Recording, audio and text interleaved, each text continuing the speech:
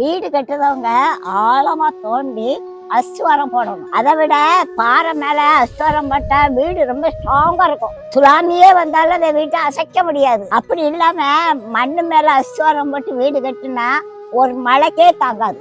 உங்க குடும்பம் பாறை மேல அஸ்திவாரம் போட்டு கட்டப்பட்டிருக்கோம். பல குடும்பம் மந்திரவாதத்தால பாதிக்கப்பட்டிருக்கு.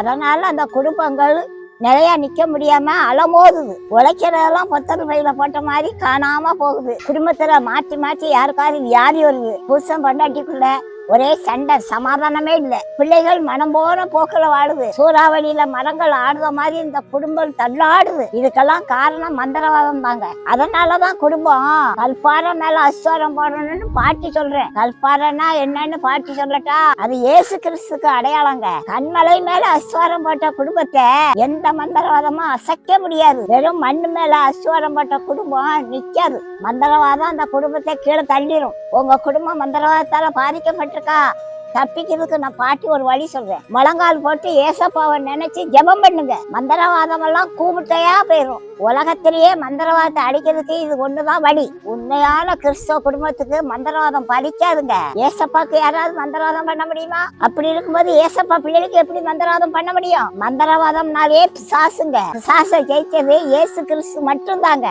பிசாசை ஜெயிச்ச ஏசப்பாக்கு பிள்ளையாவுங்க. மந்திரவாதம் எல்லாம் புசுவனமா போயிருங்க.